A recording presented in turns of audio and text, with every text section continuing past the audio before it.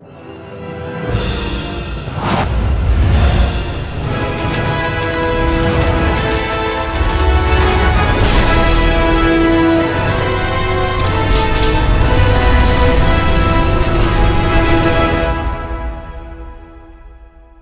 going on, everybody? Welcome back to another video. In today's video, we're talking about the fourth installment into the John Wick franchise, simply titled John Wick Chapter 4. Once again directed by Chad Stahelski, this film stars once again Keanu Reeves in the title role alongside Ian McShane, this time Donnie Yen, Bill Skarsgard, Shamir Anderson, and the late and great Lance Reddick. What's going on, everybody? Welcome to my review for the latest installment into the John Wick franchise, and I have covered the other three here on the channel, and yeah, I think like most people, it's a consistently fun and entertaining franchise with a very simple premise more often than not. And so to follow suit, I'm going to go ahead and keep this review pretty straightforward when it comes to the narrative. If you've seen the previous films, then you know that John Wick was excommunicado, and he has just pissed off all the wrong people in the assassin hitman world that we have slowly uncovered and learned more about over the course of the last three films. And so that's pretty much the premise here. There's a new baddie this time around played by Bill Skarsgard, who is one status above, one level above the baddies that we saw last time in terms of his overall status in this world of assassins and hitman. And so yeah, Bill Skarsgard is our villain, and he is trying to kill John Wick once again with a huge bounty on his head, with an endless sea of hired guns coming after John Wick. And over the course of the film, he has some allies that choose to help him throughout, and some new faces that appear here that are after John Wick for that bounty. That's the base premise, very similar to things we've seen in the past in this franchise, and overall I had a lot of fun with this one as well. I thought this was a great movie that once again really showcases top tier action cinema.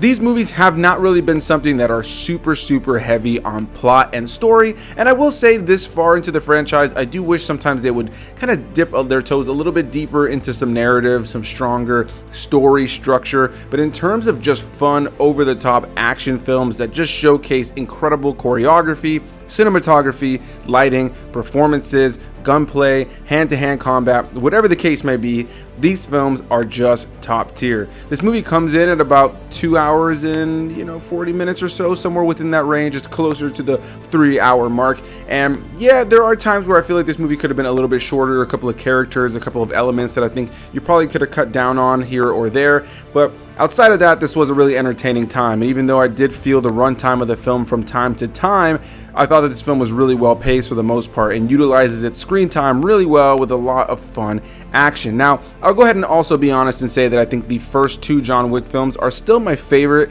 and I think part of it is the kind of tasteful simplicity of those films, especially for the time, and just the fact that the action is able to be at the forefront without all of this deep lore and world building that the third and fourth would do. And with the second film, we started to unravel more about this underground assassin ring, and we learned more about that in the third film, where it really got far more expanded to the point where it feels like even the dude sitting on the corner eating some tacos is an assassin.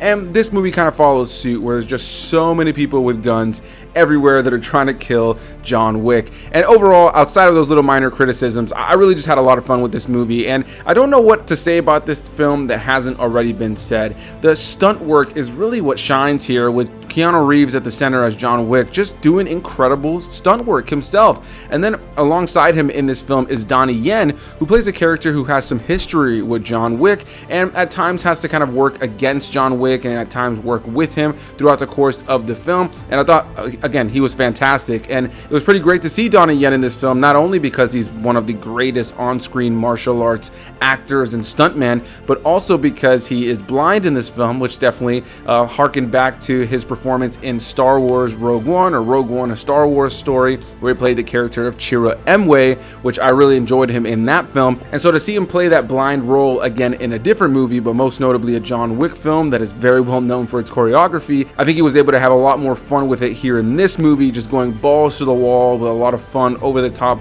blind action, and I think Donnie Yen definitely nailed it when it came to that. Ian McShane and Lawrence Fishburne are of course in here as well as great supporting characters to our John Wick character, and for the most part their time on screen is really well utilized as well. Had a lot of fun seeing the returning cast from the previous films, and then you also have Shamir Anderson, who plays another character here who was after the bounty on John Wick's head. He has his dog that's with him, and there's a lot of really great action sequences with the two of them as he fights people hand to hand as well as with his gun, and sends his dog to do some fighting alongside him. So I thought the two of them were a pretty cool part of the movie, though what I will say is I felt like at times he wasn't really all that necessary in the story. While there are moments where he is pivotal to the movie and he has some of the coolest moments in the movie at times, I do feel from time to time while I was watching the film that I never really felt like I emotionally connected to him, nor did I even really feel like he was all that necessary in the story. Beyond all those characters, there are a couple of characters here and there that appear in the earlier part of the film and maybe make small appearances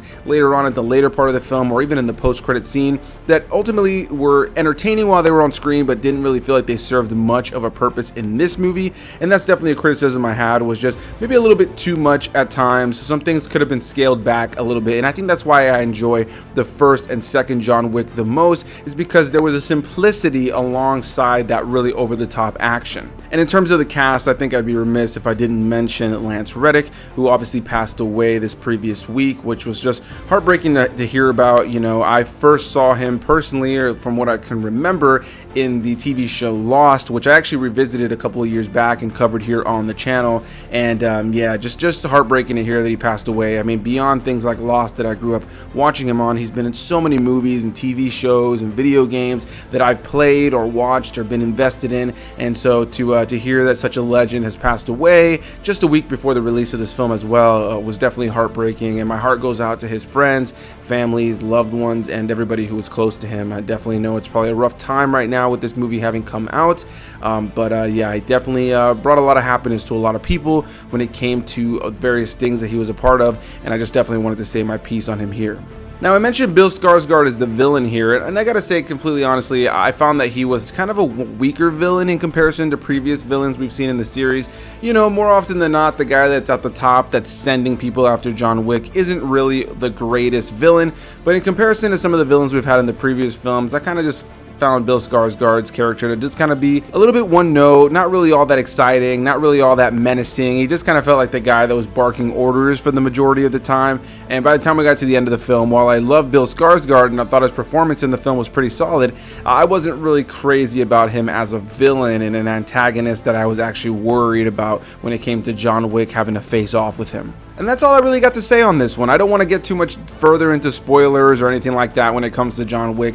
These are fun, straightforward action films with pretty straightforward plot points for the most part. This isn't something that has too much to really dive into when it comes to like heavy plot and lore. There's a fun world with a crazy underground ring of assassins and hitmen and all this different stuff that's going on that if you've seen the other films, you pretty much know what to expect. In this film, it follows suit. It definitely is consistent with the other films in terms of overall just feel and vibe and tone and cinematography and action.